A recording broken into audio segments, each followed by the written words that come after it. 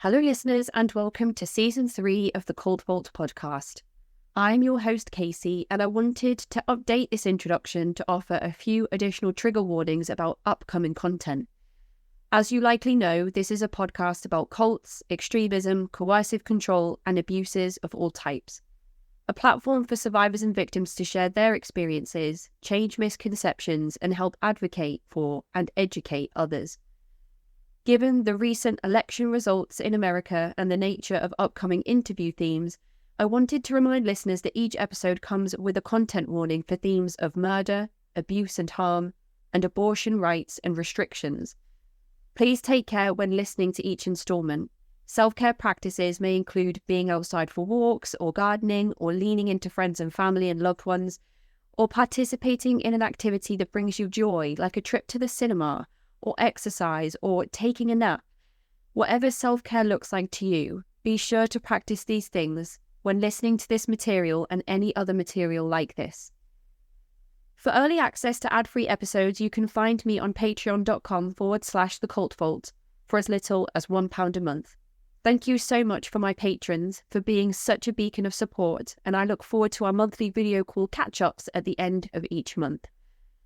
Lastly, I'm so very excited for my favourite weekend of the year in June 2025, CrimeCon UK in London on the 7th and 8th of June. Partnered with True Crime, this is going to be the biggest and busiest and best CrimeCon UK to date, with expert speakers, survivors and advocates of justice taking to the stage to discuss their work in the field of true crime. It's the UK's biggest true crime event, and it's jam-packed with talks and events throughout the weekend, with the most flexible ticket options available, including day tickets, night tickets, weekend tickets, concessions, and different options for payment plans available now at crimecon.co.uk. I will be at the event. I'm so glad that I've been invited back again, and hopefully you will see me up on the big stage. And I look forward to seeing you all there. Head to crimecon.co.uk and use the code CULT, C-U-L-T, at the checkout for 10% off your tickets. And patrons, you can contact me for an additional reduction in ticket prices. Now, on to today's show. Hello, listeners, and welcome back to another episode of the Cultvault podcast. I'm your host, Casey, and joining me today is an extra special guest that I've been eager to chat with for over 2 years now. Hello and welcome, Tia Levings. Oh, I'm so happy to be here. Thank you.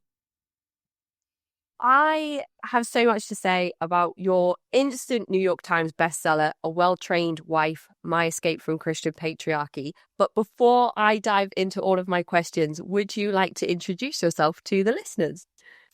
Yeah, some people meet me online. So I'm Tia Levings writer on all the social platforms, and I create a lot of content that educates on the connections between Christian fundamentalism and what's happening in the world today. So that can include our entertainment, like the Duggar Show, 19 Kids and Counting, or the trad wife movement that we're seeing online, but can also include our headlines. Certainly in America, our politics are being radically impacted by Christian fundamentalism. And so my content builds those two together. I did escape the Christian patriarchy in a literal, visceral escape, a high control marriage, and I experienced something I call church-sanctioned domestic abuse, which is a domestic abuse dynamic that was sanctioned by my church, and we were taught this was actually God's design. So my memoir of that story is A Well-Trained Wife. It did debut on the New York Times bestsellers list, and it's doing smashingly. Getting wonderful reviews. I'm hearing it's landing with survivors from all kinds of backgrounds really well. And so I'm very grateful for that. And I just love having these conversations because we get to, delve into certain directions that the host likes. So I'm looking forward to this. The movement that is, I mean, I don't know if you'd call it a movement, but the way that the political and religious landscape of America is changing at the moment seems quite rapid. It seems terrifying. And I don't know if I see it the same way that other the American people may see it who haven't experienced Christian fundamentalism. For those listening that aren't aware, can you break down the difference between evangelicalism, fundamentalism? There's things that people talk about with dominion theology. There's a lot of different words that are being thrown around in discussion when it comes to talking about the religious landscape of America. And I know that those things cross over sometimes, but they are all individual at the same time. That's true. I really like that you pointed out the momentum that you were seeing, and because it does feel very fast and rapid now, but that's because it's been able to gain this much steam. This is a movement that's been in place between 30 and 50 years. It is the attempt of the religious right wing to take over the country and to make America and eventually the world a Christian nation and a Christian planet. And that's the dominion theology that you're referring to.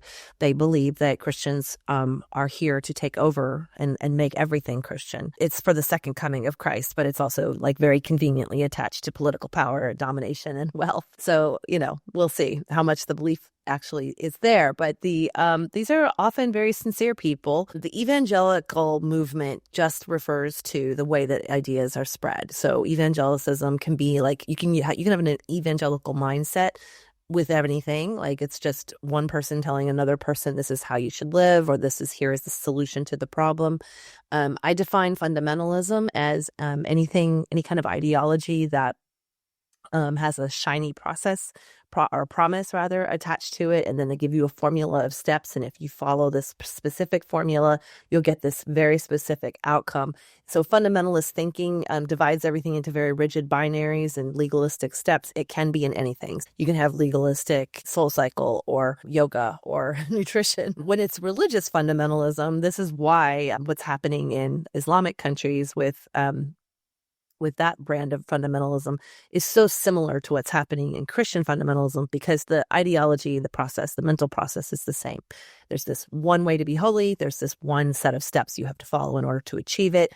The end result is going to be happiness on earth, happy family, happy marriage, happy children, and eternity with God, is this method. So all of these things have been in place in the mainstream and in plain sight for all of this time. And over my lifespan, I'm 50 now, the evangelical mainstream movement, which is just like going to church with your family and being a Christian in America, and you might like the Veggie Tales or listen to Christian music, that kind of like just different way of living, has had this inner movement where we want to be like life like the puritanical age. It's going to be very strict gender roles. All power flows through the men. That's why it's called patriarchy. Women are there to serve and to be subjugated and submit and to bear as many children as possible for the dominion that they're trying to achieve. The reproductive coercion that is explored throughout your book and in other areas where women are now speaking out about their experiences in patriarchal spaces, not just religious spaces, but more so. You mention in your book specifically being recruited into the Quiverfull movement as a young wife. I wondered if you could just talk the listeners through what the Quiverfull movement is and how you were introduced to your place in the world as a woman within that movement. Yeah, I love the phrase you used, reproductive coercion. I'm going to borrow that. That's really good. So I can't take any credit for it. It's a good one, I think. It says a lot without saying too much. Right. That is exactly what it is. Only because they really haven't solved the idea of how about like an external womb yet, but that's not far off, I'm sure. So the Quiverfull mindset and movement is based on a verse in the Bible that compares children to arrows as weapons of war. And it says, happy is the man that has a quiver full. So a quiver full of them. So you want to have as many arrows when you go into war, weapons when you go into war. So you'd want to have as many children. And in this ideology, you're dealing with white Christian children to maintain the majority and to have dominance over your enemies. So that's not compatible with the modern movement of feminism, reproductive rights, limited family size, population overflow. None of that is going to help them achieve their goal. So they've had to systemically attack that kind of a progress. And they do it through multiple ways. Sometimes they legislate it. Sometimes this is particularly when the females are doing the recruiting, they woo you in with promises of an easier life, of solutions. And women will do the recruiting because that, it's woman to woman. It's that evangelical conversation this is what God's design is for your marriage and for your family. And when I got married, I just assumed I would use birth control. We were a mega church. I grew up in a Southern Baptist church in Florida, and we had 20,000 people on the roll. And I went to public school. So I had like a foot in the world and a foot at church. And I was at church a lot, 6 days a week. But I also believed I lived in the 1990s. I had birth control available to me, and I'm going to get married because I'm going to be traditional. I'm going to have a, Christian wife and mother was my only thing that I was really allowed to be. But I would be like a modern Christian woman is what my expectation was. So the way recruitment looked like, I was not aware of it. This movement through Bill Gothard's IBLP. So if listeners are familiar with Shiny Happy People on Amazon, they did a really great job of describing what the Institute of Basic Life Principles is and the impact that it's had in America. It's a very large vehicle for spreading fundamentalism through the country. And the way that it would work is that people would attend those conferences and they would to study the Bible, and then they would go to their church and they would recruit other families for the Institute. And you wouldn't necessarily know that that's what they were recruiting you for, because they just looked like they were having a conversation with you about how to be this special kind of Christian, this other devout, holy, more family, more traditional, back to the land, very pretty aesthetic kind of family. And so that is what I thought I was doing. I thought I was asking an older woman for advice on how to get my baby to sleep through the night. She had 10 children, so I figured she really knew what she was doing. And she would give me advice on how to help my baby sleep. I was doing it so that my husband could sleep, so that he wouldn't be so violent, because I was worried about increased violence in my family. But she was very quick to give me all kinds of advice. And before I knew it, I was like them without having attended a conference where they learned all of that stuff. So it's the kind of trickle-down effect that those conferences have that spread kind of like wildfire throughout those types of religious spaces. Yeah, there was like church within a church. So we knew these communities were growing in our churches, but we respected them. They had lots of children, and they were willing to live different holy lives and not do the things that we still kind of liked. We kind of liked sending our girls to school and wearing modern clothes and having jobs and using birth control. And so we knew they were kind of weird, but we were like, well, if that's how they want to be Christians, then that's their business. We had no idea that was all part of the system that was designed to make America like them. And in those, as the decades passed, 20, 30 years passed, those churches became more fundamentalist themselves. And so the whole church then looks like that same kind of family. There's no longer that modern diversity. The movement itself has become more Christian nationalist, which is a huge problem in America right now and a big part of this election, and more fundamentalist. And so now it's the right. It's a huge major, like you mentioned, the momentum is there.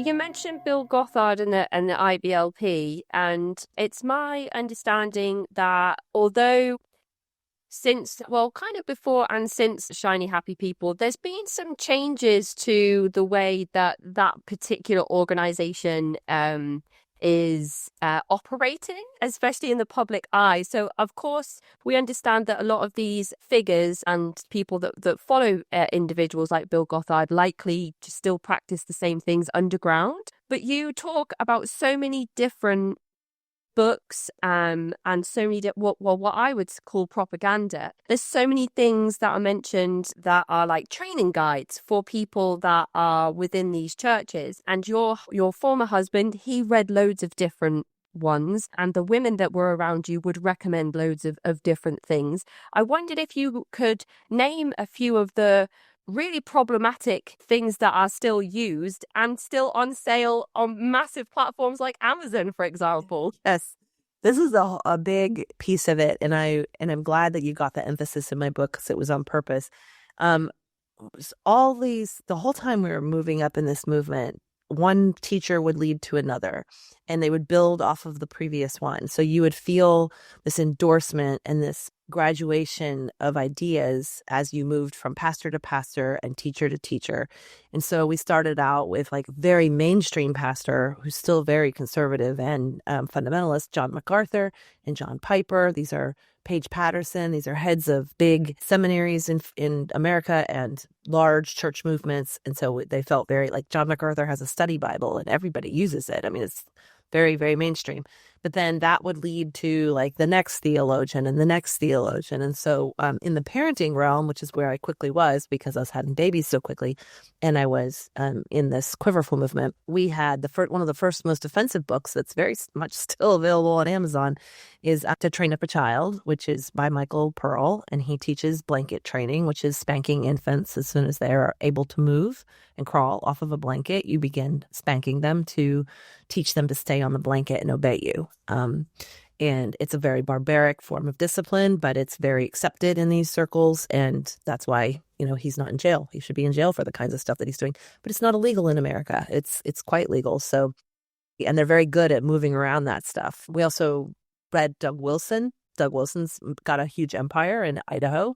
All of his stuff is still available on the mainstream, and he is stronger now than he was 25 years ago when I started. Wow, I mean, Shepherding a Child's Heart, The Excellent Wife, Fascinating Womanhood. These are books that have been in print for years and years, used in Bible studies, and that evangelical habit of passing things on to the next person and witnessing and proselytizing. I should also mention big missions movements, such as this is huge in the UK and it's huge in Australia. Bill Gothard has headquarters in Australia. The fundamentalism is growing in those countries, even if it's changing in America. Shiny Happy People was a big hit to the IBLP, but not internationally. So also Above Rubies and Nancy Campbell's ministry in Africa and New Zealand. Yeah, it's worldwide. It's concerning that you describe blanket training and you say it's widely acceptable. It's unacceptable to not blanket train in some environments, and you would be chastised as a parent, as a mother, because the mother takes on the role of all the child rearing. You would be chastised for not using those pieces of knowledge that are passed from woman to woman. And I think that the themes of the difficulties of child rearing in those environments is handled really, really sensitively in your book, but still hard to read at the same time. Right. Definitely the types of moments where you take a little break from reading and then go back. And you talked previously about the rules in fundamentalism that people follow to make sure that they reach the goal at the end of the rule following. So is there a way you can describe what some of those rules are for men and for women and how they might look slightly different? Yeah, they were actually quite a bit different. So this is an environment, listeners might be familiar with the complementarianism. That's a word that's used often, or traditional gender roles is another way that they talk about it in soft terms. And what it means is that there are things that only men can do, and there are things that only women can do. And they make it sound like very reasonable, like men and women are different. And so we complement one another. And that sounds so lovely, right? Like, and it sounds reflected in nature. We kind of just, if we forget all of the species that kill their mate after they mate, and we just look at how male and female, yes, come together, and that's what you need for procreation and a team. But this is a top-down power structure, not a side-by-side power structure. This is not egalitarian where you have a man and a woman and they have equal rights and equal agency to change things in the family. It's top down. So the man is in authority and the woman is submissive. And if there's ever a disagreement, it's always going to be what he wants. That's not equal. So there are jobs that in those roles that, like, one of Doug Wilson's sayings is that women make the sandwiches. The women are supposed to make the sandwiches. The men are supposed to eat the sandwiches. And you would never tell a man to go make his own sandwich because that's not your job as a woman. There's all kinds of responsibilities that are assigned to you just because your genitals. Like, it doesn't matter if the man is more nurturing or the woman is a better earner. Like say she has a degree and her job makes more money. In this model, that does not matter. That's not accepted. He is supposed to be providing for the family. She is supposed to be taking care of the family. And their individual personal strengths and things like that don't factor into that conversation at all. And in terms of the responsibility of providing quivers, arrows for the movement, that responsibility falls on the woman as well, pretty much completely. Even if a woman is not able to become pregnant or maintain a pregnancy, and it's not her, it's the man's fault, but it would never be the man's fault. That would never even be known because he would not be tested. They don't do that. Privately, you might find an anomaly here and there where a couple, is just so driven to have a baby that they're willing to look and see what the problem is. But infertility is an example of something pretty normal that's treated very harshly in this environment. All of reproductive science is pretty much ignored. It does not matter that it's not healthy to have repeat pregnancies, as many pregnancies as your body can produce. They don't want to know that or talk about that. It's God's wisdom. You should continue having babies until, you're done having babies. They don't talk about infant mortality. They don't talk about maternal mortality. They don't talk about miscarriages and when things go wrong. They're in the middle of legislating against abortive health care. So if you have a miscarriage and need care, it won't matter. Medically, it's coded as an abortion, and so you're not going to be able to get care. But maternal mortality is also not very important to them because it's capitalistic in nature. So if you die because you had a reproductive problem, they'll just replace you with another woman, and he'll continue having children. It's not really a big deal to them. Gosh. I know. It takes a moment sometimes. So yeah, it's happening as well. That's, I think, we talk about The Handmaid's Tale, and I think sometimes people make kind of off the cuff comments like, oh, America's going to become a theocracy and it's going to be like The Handmaid's Tale. But when you talk about the puritanical culture and you talk about taking away women's reproductive rights and every other right that women have strived to gain over the last however many years, it does start to sound like The Handmaid's Tale is actually is closer than we are moving away from it, if that makes sense. It makes perfect sense. I often call my story the real life prequel to The Handmaid's Tale. And it's important to remember two things. Before there was Gilead, there was America. So even in Atwood's fictional novel, this was a real place. And everything that she used in the book has already happened. She used real fundamentalist groups and real examples in history of how that would manifest. And so it is very, very plausible. And I think the writing is on the wall. It is actively happening here in America. We are actively seeing our laws change. Women are dying because they can't access the healthcare. And, on that side of things, they have things broken down so black and white, so polarized. It's this or it's that they can't see all the ways that sometimes it's not that. Sometimes something goes wrong and you need help. Sometimes there's a problem, or sometimes the miscarriage doesn't completely clean itself out, or there's just or incest or rape. There's just so many exceptions to the this or that argument that their brains don't know how to do it because they have everything divided into this and that. That's what fundamentalism does. There is this inner conflict that's described throughout your book of kind of striving to be the perfect Christian wife and have the perfect Christian home, and then the other side of this conversation that you have with yourself on whether it's possible and whether all the other women are kind of just all pretending to have all of their shit together, basically. Right. Or whether everybody else is also experiencing this kind of falling apart. One of the things that you wrote in your book that would just stay with me for the rest of my life, and I think it's one of the most brilliant things I've ever read, was that depression is anger turned inwards. And it just, like a light bulb went off when I read that line. I was like, wow, that is so powerful and so strong, because in that environment, when you are oppressed to such a degree, but you can't tell anybody how angry you are and how pissed off you are, then of course it would just turn inwards. Mm-hmm. I wondered if you could talk the listeners through some of that inner conflict and what it was that kept you positive outside of Christianity during those particular moments of difficulty. Yeah, I love that you picked up on that. Anger is one of the emotions you're not allowed to show, but that doesn't mean you don't feel it. And so it just joins the ranks of all the other things that you're not allowed to show, that you have to hold inside. And when you're holding things inside and holding them inside, turns toxic. We know that in general, that anytime you contain something, like even as simple as a pond, and you never give it an inlet or an outlet, it's going to toxify.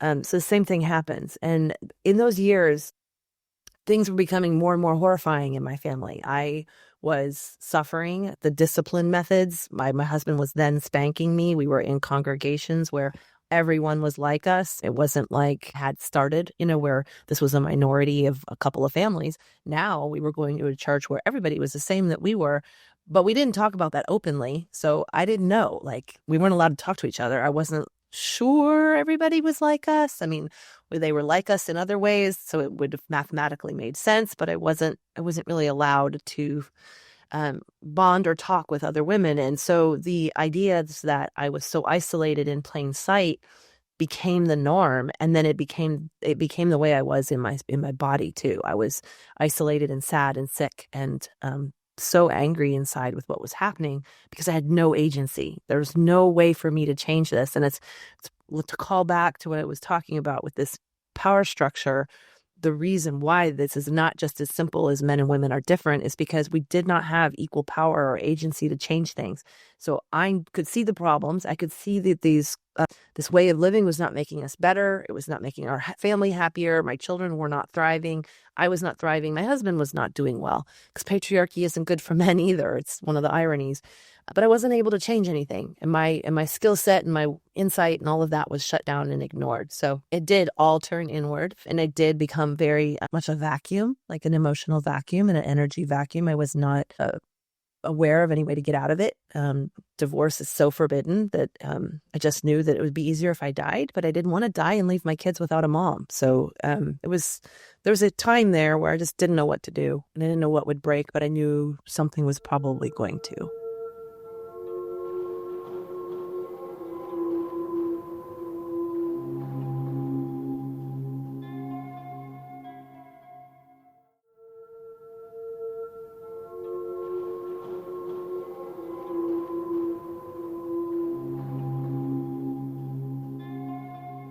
You were able to find you were able to regain some of your agency through activities that you were not encouraged to be participating in. And I think that's a really important part of the book to highlight as well, because it starts off as something so small and it becomes something so incredibly empowering and big. And I think for people listening who might be experiencing similar situations where they don't feel like there's a way that they can kind of come out of the other side of the vacuum, it can take something as small as what you experienced. And I just wondered if you could talk the listeners through some of that. Oh, yeah. You're talking about women talking, and we're doing it right now. And that's the thing. It's having a conversation with women is what saved my life. And just so thankful that the internet happened when it did, because I needed a lifeline that was at home. I didn't have a way to get out of my home. So I needed something that was a way to reach out to the real world and talk to women who were other kinds of women, and even Christians who were other kind of Christians that weren't in this sect, and that were safe to talk to in a way, but they opened my mind to different things. And so what happened is, because I was homeschooling, I got on a homeschool forum and met some ladies. And then we started talking about what we were reading such an innocent question. What are you reading? And I was like, I haven't read anything for me in so long. And I had always been a reader and a writer. And, so this old part of me started coming back online and coming alive. And so we started reading and talking about books, and they became they were called the Trapdoor Society of all things. And they became an actual trapdoor for me where I could, during nap time, get all the kids to bed, and then I could spend time on the forum and feel like a human individual with value and worth for this little moment of time. And that helped me practice my writing skills. It helped me discover blogging. I started asserting myself in ways that were kind of okay, like picking the curriculum, or taking my kids on a field trip, or giving them exposure to ideas, saying no to some of the things that we were doing. I started increase the conflict in my family because my husband didn't like that, but I was starting to find the courage to try it. And that was what was ultimately so important and so life-changing, that I was starting to resist. And now you have an instant New York Times best-selling book. Yes, I was planting those seeds. Started off as something so small, and now it's just culminated into something absolutely so powerful and so moving. And I finished the book. I read it in small bits to start with, and then I found myself reading longer and longer, and then I read such a large chunk of it, and then it ended, and I found myself wandering around the house like not sure what to do with myself because I'd been so engrossed in this memoir. And then I was thinking, well, I need to find another book now because I've just page turning. So it was just such an incredible experience, and every emotion possible experienced during that writing. It really is such a wonderful book. Thanks. You. So without I mean, we want listeners to go and grab a copy and have a read. Please do. Without giving away too much of the kind of back end of the book, can you describe to the listeners how it was that you were able to escape Christian patriarchy and what led to that decision as well? Yeah, I'm pretty open about this spoiler because I know the book is intense, and I think it helps readers know that when you're holding someone's memoir, they won. They were victorious. They came out the other side. I had to keep reminding myself. I was like, I know she's okay now, but in those moments, I was like, no, what's going to happen? It's very engrossing, and I, of course, did that on purpose as a writer. But I wanted you to feel like you were there with me, which has been so redemptive, actually, to have thousands of people there in those spaces with me. But yeah, so what happened is we got excommunicated from our church, and then that caused an unraveling and a mental snap in my husband. And I had to leave at midnight after he'd held me hostage for several hours. And it was nearly a murder-suicide. So it was very visceral escape. It's very, very dangerous. And then what makes my book really different from other trauma memoirs is I spend a good 25% of the book sharing how I healed and what that looked like after I left, how I put myself back together, kind of wanting to connect that person who escaped and I was so broken when I left with the person you meet today who can talk about it without re-traumatizing myself, because that's what I really want for everyone. My messages, my DMs are full of people saying, I relate to this. This was me too. This is my story too. Or my story wasn't exactly like yours, but here's how it was similar. And what I really want to convey is we have to take our power back. We have to take our voices back. And it's important that we do our healing work. So it was nice that the publisher gave me that kind of space to work on the back side of it, because I think that's what's necessary in a story like this. Where do we go from here? What were some of the major turning points for you once you had escaped and you were in such a difficult and vulnerable place to the person and the place that you are in now, being such a stark contrast to that? Yeah, some of it's luck again of timing, because just like the timing of the internet becoming available was so fortunate for me. The same thing was happening in the therapy community when I came out. So I left in 2007. And during that time, there wasn't really social media yet. And religious trauma wasn't a phrase. Deconstruction, ex-evangelical, these were not phrases that we had. And hashtags and, communities that came online as I went through recovery. So I went through 10 years of trauma therapy. I have CPTSD, which is complex PTSD. I have some residual issues from the trauma that I lived through, general anxiety, and I'm a highly sensitive person. All of this language that I have to say what I have developed while I was in recovery. So I'm really grateful to have the accurate language for what I have and what I deal with, and that the stigmas are removed. Some of the turning points have been the language is a big one. And then just knowing that there are resources and community and others out there. When social media did come online, being able to find others who'd been through similar experiences, being able to be part of a survivors network and advocacy for outing church abuse as huge, because statistically, women and children are in more danger at church than they are anywhere else. Most violations happen with somebody that you trust, and that's like 90% of violations. And when you're at church all the time, that's who you're in contact with. So churches also do a really bad job with accountability for sexual assault. So they're breeding the environment that's creating this.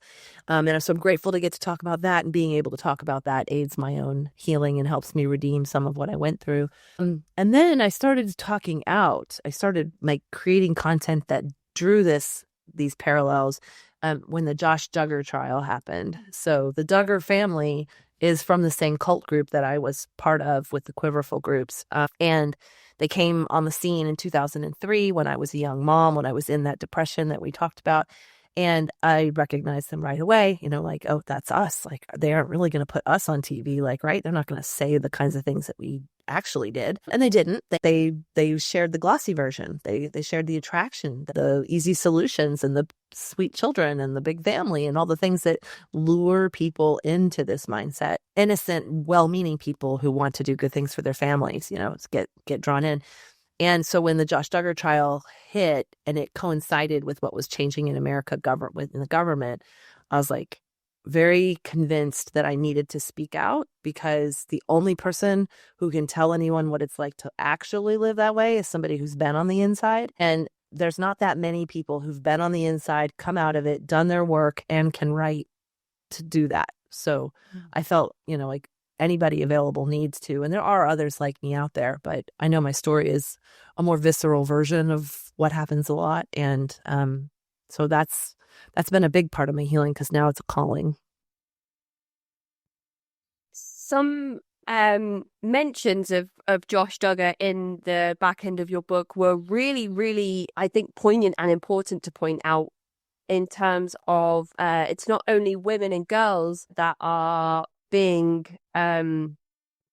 indoctrinated to become a certain way. It's also the young boys in these movements who are being taught being told that it's okay to exploit and abuse young girls and women. I just wondered if I'm not very eloquent when I try and say things, especially compared to the way that you talk about it in the book.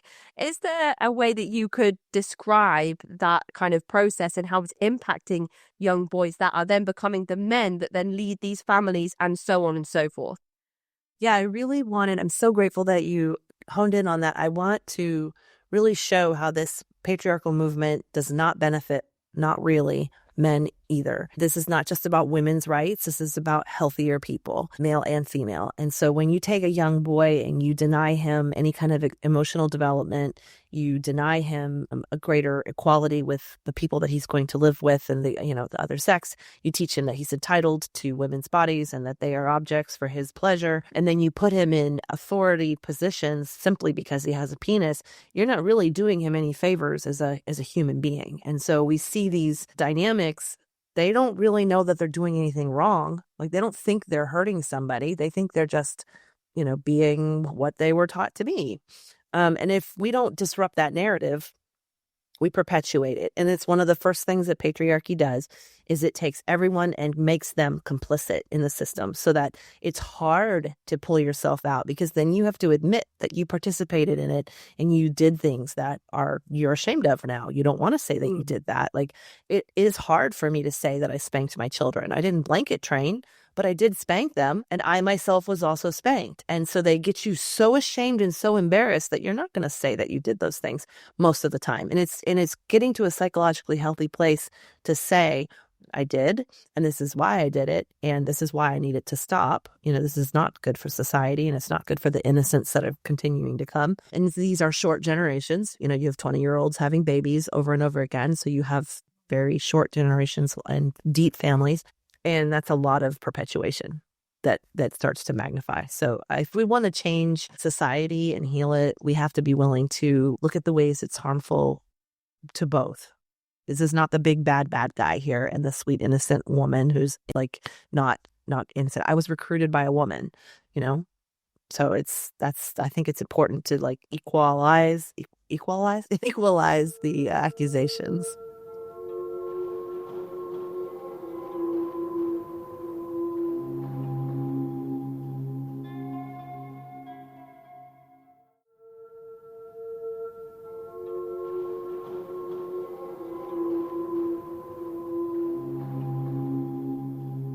The aspects of coercive and controlling behavior that are explored throughout your book cover absolutely every single tactic that you would list in a case of intimate partner violence. And of course, that itself is explored in your book. But on a wider level, the coercive and controlling behavior of spiritually abusive religious spaces is also kind of pulled out. When we're talking about financial coercion and we're talking about emotional and physical and sexual and reproductive abuse, it's all in there within this book. And I think it's really important to highlight that we are kind of legislating against coercive control in intimate partnerships and domestic settings, but we're not really extending it further than that. I think it might be a bit easier to do that over here currently, but because of the movement that's happening in America, if we're stripping away women's rights and human rights, I don't see how there is a way that we could legislate against coercive control. But it has to happen, because if there isn't a human trafficking case, then people aren't able to find a way to prosecute cult leaders, essentially. Right. What are some things that you think we could be doing or highlighting to really kind of try and change the tide in our favor as women, and for those people that are coming out of harmful religious spaces? Yeah. Oh, that's a big question and a good one. So I think first we have to, because of the urgency of the hour, we have to protect some pretty basic rights. We need to protect healthcare.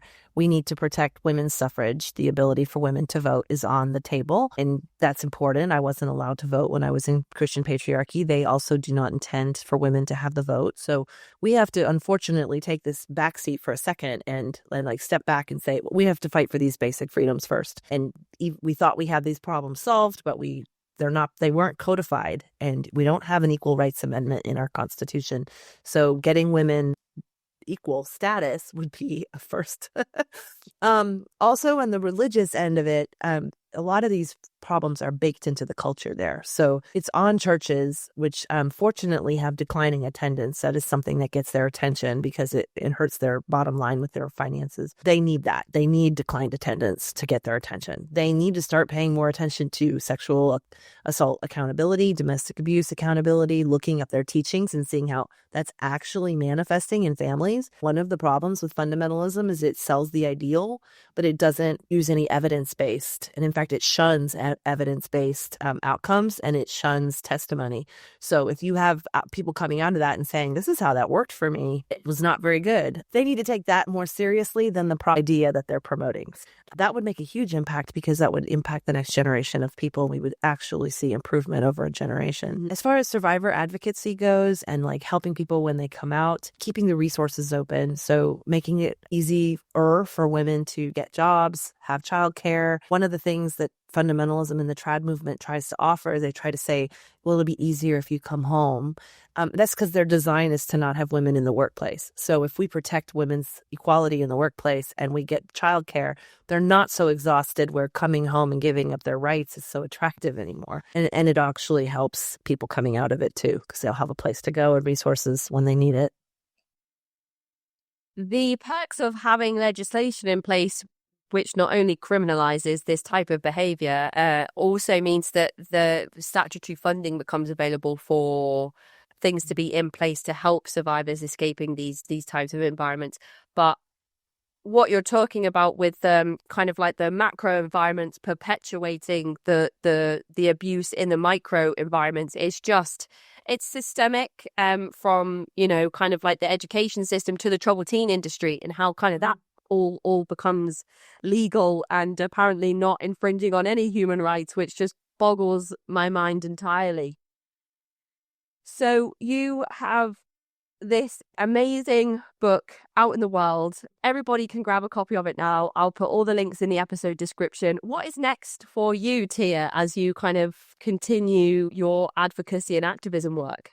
Yeah. Well, I'm hard at work at it right now. The Soul of Healing is my second book, and it comes out at the end of 2025, early 26. We don't have a firm date yet, but I'm writing that right now and doing a lot of these interviews and a lot of appearances. And that's going to be snowballing as people are reading the book and starting to have a collective reaction. So, yeah, just more of the same. And we have a very large election coming up that's going to determine quite a lot. If the Republicans win, they have control over, I think, 3 Supreme Court seats. The people behind the Project 2025 fundamentalists behind the candidates are the ones that we really need to worry about, because that is the Christian patriarchy that I've been talking about.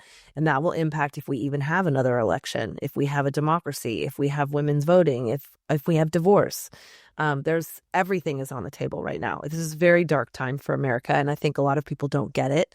And so the more we talk about it, the only chance we have. That is absolutely terrifying. I just remember the last election, well, the one before, I'd said to myself, you know, there's no way that Donald Trump gets elected as president. So it's scary because you just never know which way it's going to go. You don't know what the numbers are telling you.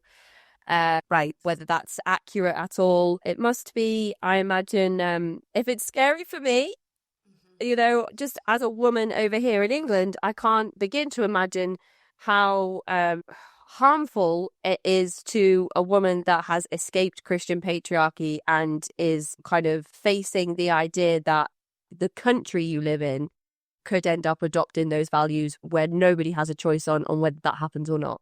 Yeah, it's terrifying to me. And I have to like really hold that fear with respect, because I lived through it, and I thought that I was getting away from it, and I wasn't getting away from it because it's coming from my whole country. And at least I can talk about it and try to fight and resist. And I have this nice big book to help me do that. But really, I mean, people have to read. They have to buy the book. They have to listen. They have to support other survivors who are saying the same thing, and the advocates that are out there, you know, really making this point. The poll numbers are not reliable, and we all need to vote. We have the majority. People who value education and equality have the majority in America, but we don't have great voter turnout when the poll numbers are so discouraging. So people have to get out and vote. That's the big thing. Well, before we wrap up today, and just thank you so much for your time and your expertise, your knowledge and your writing. You're such an incredible writer. It was just, well, you've asked very good questions too. I appreciate this conversation so much. I have so many more on my list, but I know we're pressed for time today. So any final comments you'd like to make, or calls to action, or words of advice for listeners who may be coming out the other end of their own traumatic experiences? Yeah, I would encourage England especially to realize that this fundamentalism is spreading in your country as well. Regardless of which direction America goes into, you have it at home. And so pay attention to your neighbors, pay attention to what's happening in your school districts and in your government, protect your rights. You know, let us be your forewarner of where this can go and what can happen. It's dire and global. The strategy is global. And just keep girls, women, raise your boys to value women, and let's just value a progressive society that cares about science and progress. And we don't need to go back to the 1600s. There's a reason why we left them in the first place. It wasn't better then. You have a website, tialevings.com, and I know that you are also very active and very popular on social media. So where would the listeners be able to find you online? Yeah, all the social platforms. I'm at Tia Levings Writer, and I have a Substack called The Anti-Fundamentalist on Substack. It's tialevings.substack.com, and I actively deconstruct what's happening in our headlines, entertainment, and personal journey. And the book is available everywhere books are sold. In England, I know it was Waterstones first, but I think that everybody has it now. And request it at your local library too, and they don't already have a copy. Please do. And we will make sure that we put all the links in the episode description for places you can find Tia's writing and social media posts and videos and just all around really informative, awesome content, which is super helpful. Something I've been following at least for the last 2 years. And it's so wonderful for me to finally get the chance to sit down and connect with you. Thank you. And there was a book in between those two things as well.